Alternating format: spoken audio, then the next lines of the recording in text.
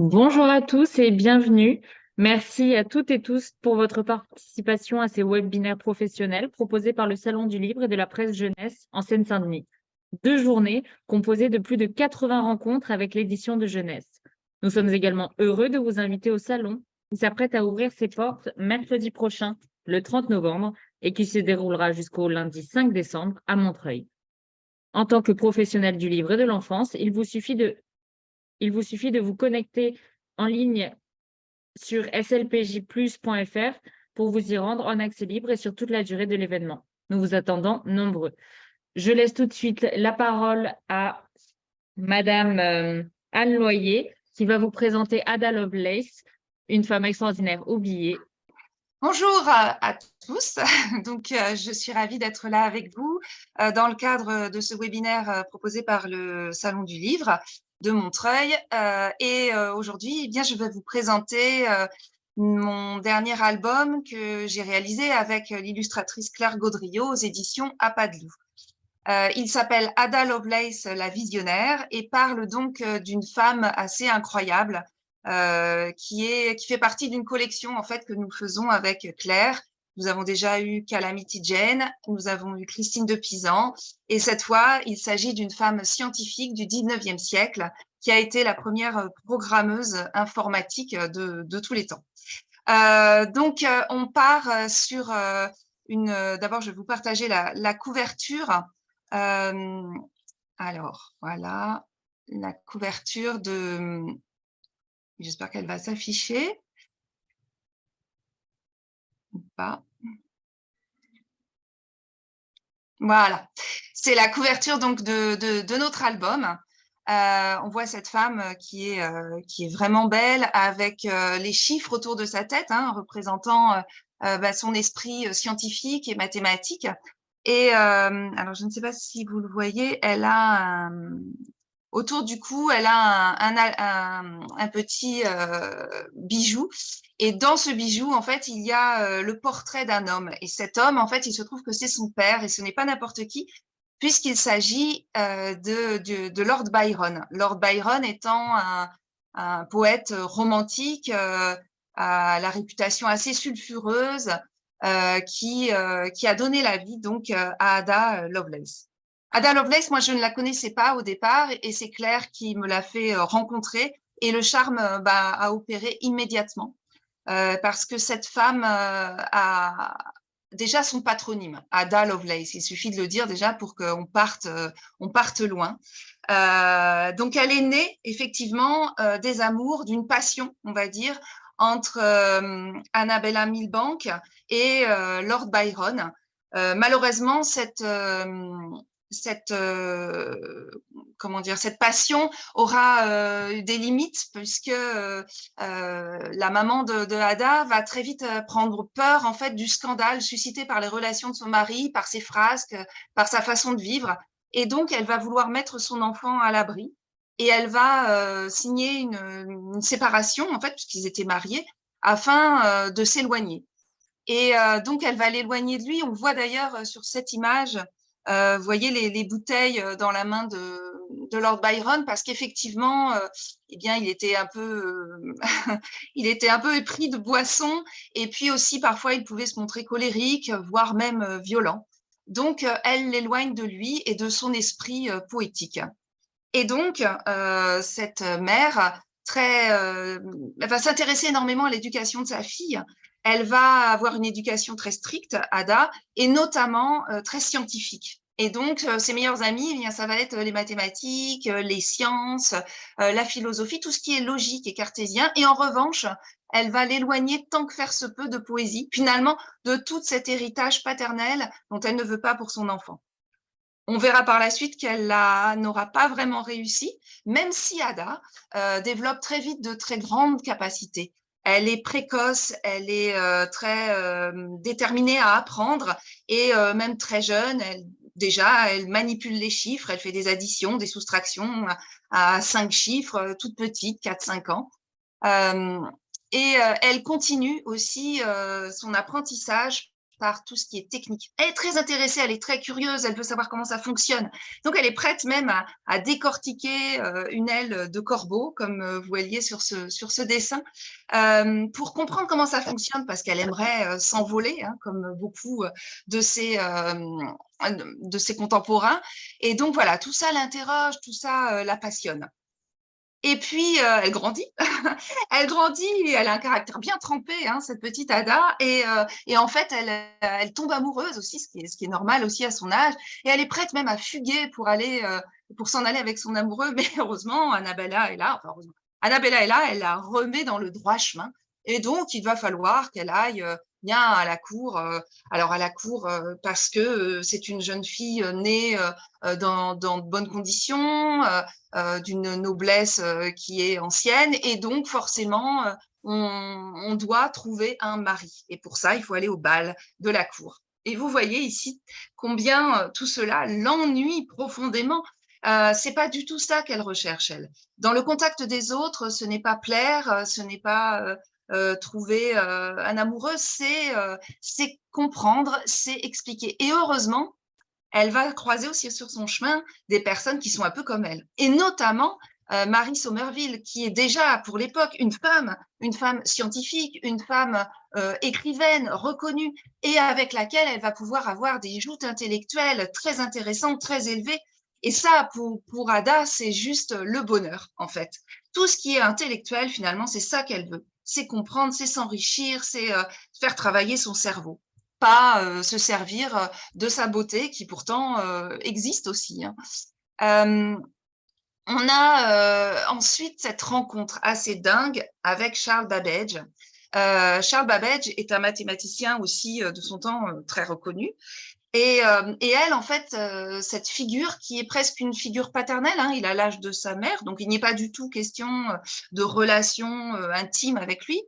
En revanche, cette machine qu'il est en train de monter, ce prototype à moteur, de moteur à différence, voilà, ça s'appelle exactement comme ça, permet de faire des calculs très précis, de manipuler des puissances sans erreur et avec un rythme soutenu.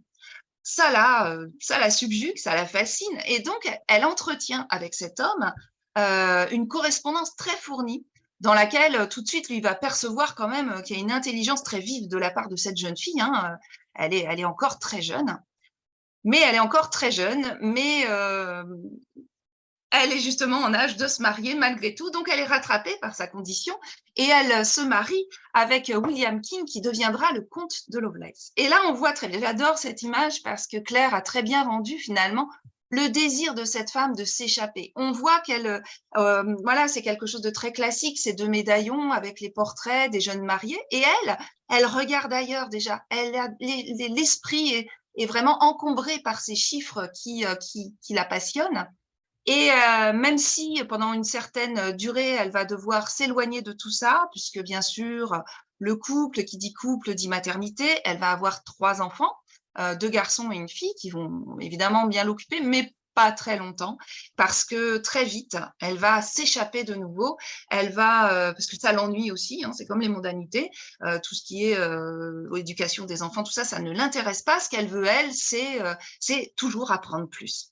Elle va donc prendre un professeur particulier, encore un mathématicien, et retrouver Charles Babbage, qui lui a continué à faire progresser là, on voit sur cette image que je vous présente, on voit très bien qu'elle est taxée d'originale, elle est vraiment même de folle par ses consoeurs, mais elle s'en fiche, et elle fait l'admiration des 2 hommes dont on voit les silhouettes ici.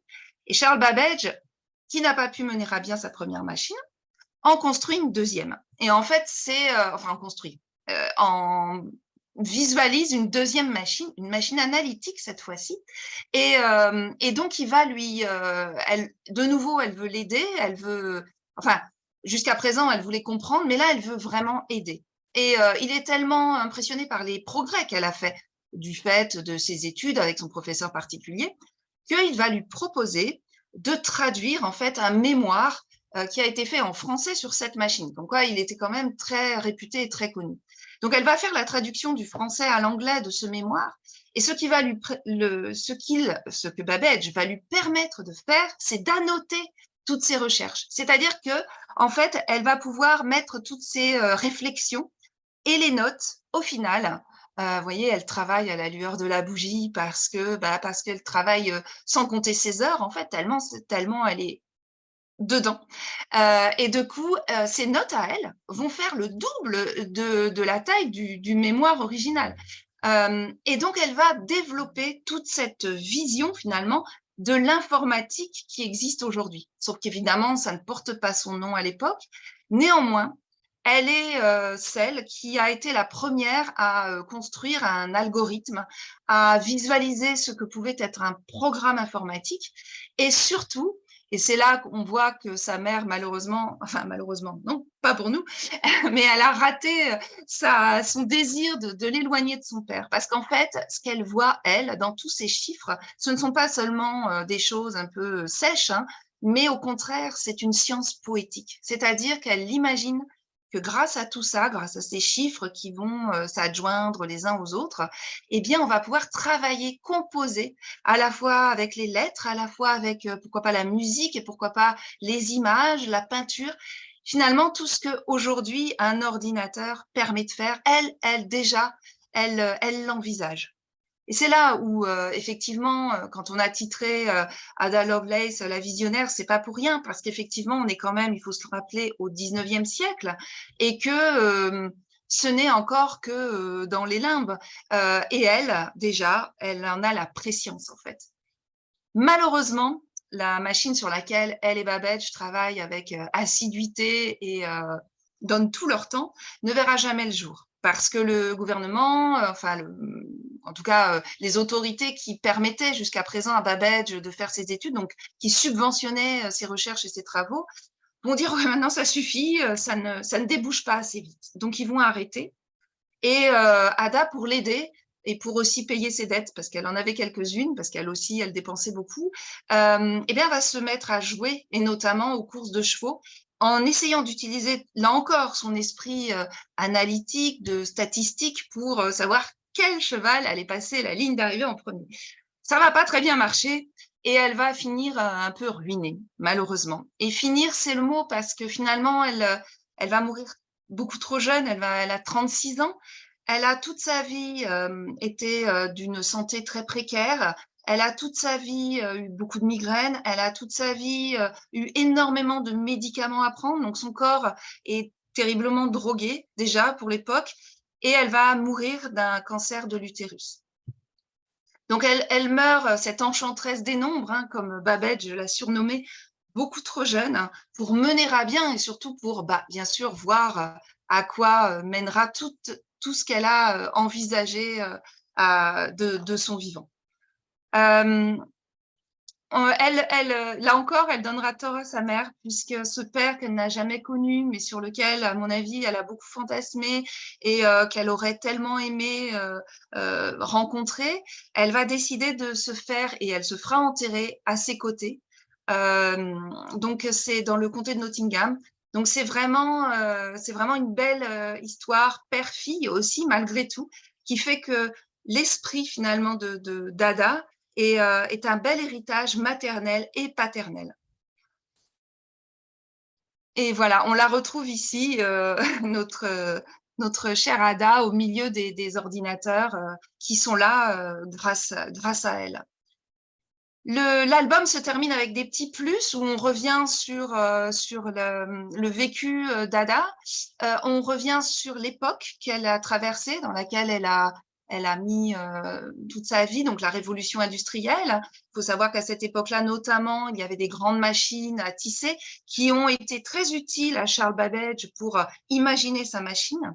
Et puis, cette notoriété posthume aussi qui a existé, hein, puisque le département de défense américain a choisi son prénom à Ada pour identifier un langage de programmation.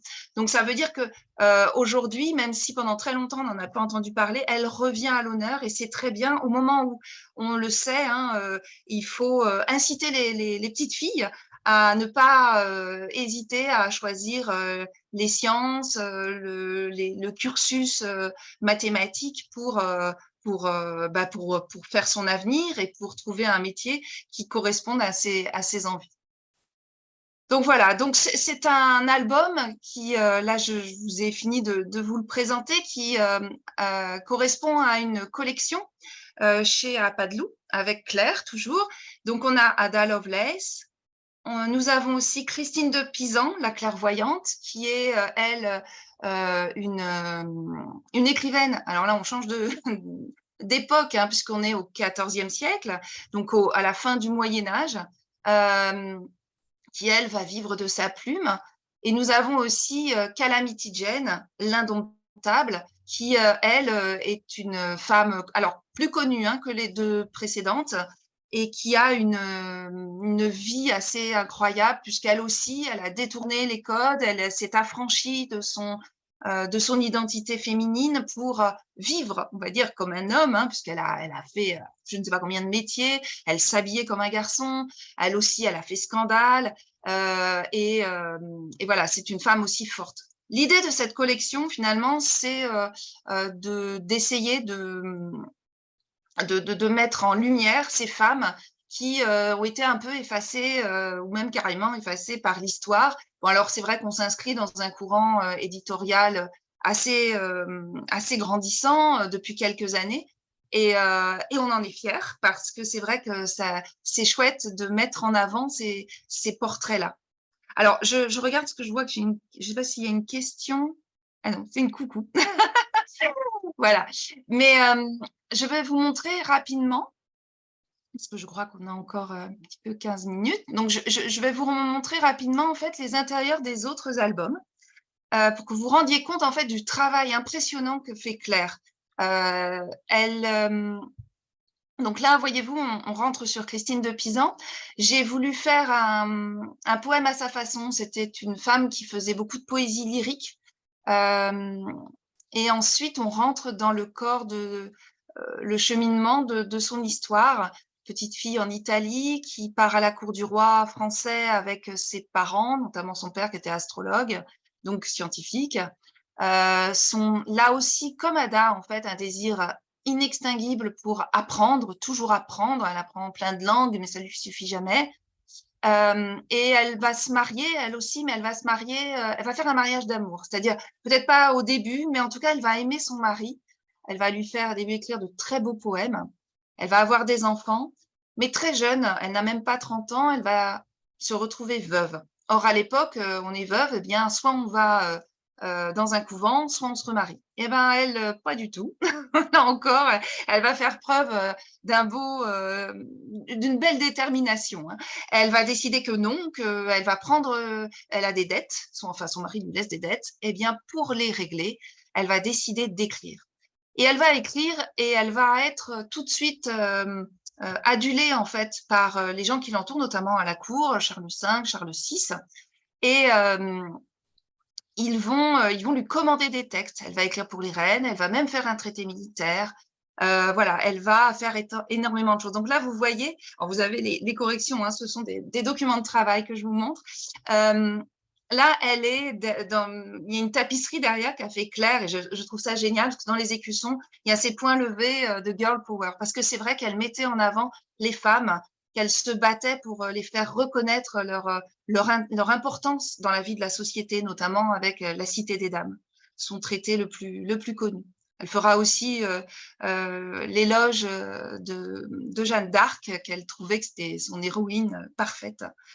Et puis, il y a cette double page que je tenais absolument à vous montrer, qui pour moi est juste sublime, parce qu'en fait, effectivement, Christine de Pisan a ouvert la voie à toutes ces écrivaines certaines vous devez reconnaître. Il y a Leila Slimani, il y a George Sand, Marguerite Duras, il y a Colette, enfin voilà, il y en a plein.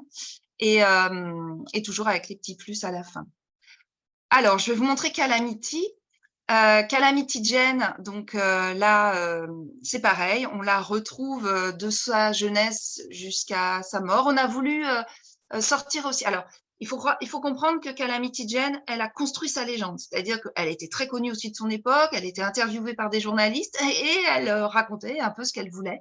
Elle construisait sa légende. Donc, c'est à la fois pour un écrivain le bonheur, parce que finalement, on peut aussi nous romancer autour. Et c'est ce que j'ai fait en m'intéressant pardon, aux lettres à sa fille, qui est un ouvrage qui était soi-disant et mis en avant par la fille de Calamity. Bon, il s'avérera que c'est faux. Néanmoins, ces lettres, qui sont soi-disant écrites par Calamity, sont essentielles pour comprendre le personnage. Donc, je me suis basée là-dessus pour écrire. Et c'est vrai qu'on découvre un personnage hyper touchant qui a vécu des choses très dures, qui a été très amoureuse, qui a été aussi pendant un temps prostituée, qui a sombré malheureusement dans l'alcool et qui finira une vie très solitaire alors qu'elle a été un cœur immensément généreux parce qu'elle s'occupait d'enfants, elle était aussi infirmière, voilà, elle était merveilleuse de richesse aussi. Et c'est ça qu'on a voulu faire transparaître dans cet album. Et d'ailleurs, donc je reviens ici parce que c'est vrai qu'on a, enfin, en ce moment, est en train d'être fait un projet de spectacle, de BD-concert en fait. Je vous montre ici. Alors, on a une petite vidéo à montrer, donc on va la montrer après. Je vous montre juste le projet qui est en cours, qui est juste fantastique. S'appellera Go to Hell. Donc, vous voyez, la Belle Friche et le collectif Wild West ont préparé tout un dossier pour monter un projet de spectacle qui sera à la fois visuel, audio avec une musique originale, une lecture du texte et puis voilà, une ambiance. Alors, je vous propose, si vous êtes d'accord, si vous pouvez montrer la vidéo maintenant, c'est possible? Ça va commencer, je pense. Voilà.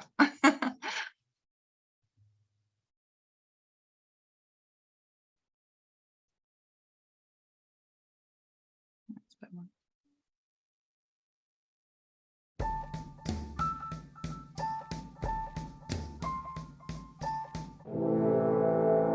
Sur le sable, au rythme des sabots, s'inscrit son histoire. Une histoire hors du commun. L'empreinte d'une vie libre et sauvage.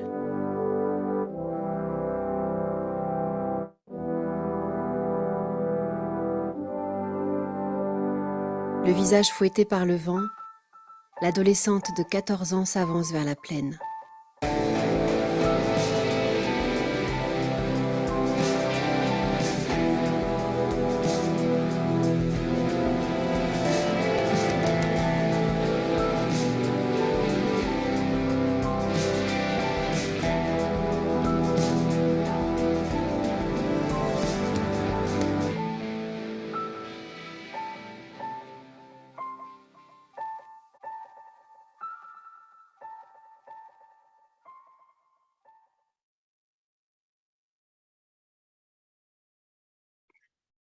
Voilà, donc là, c'est juste un teaser, juste voilà, un petit extrait de ce spectacle qui est en préparation et qu'on espère voir normalement finalisé. Alors, je ne voudrais pas m'avancer trop, mais sans doute à la fin de l'année scolaire 2023.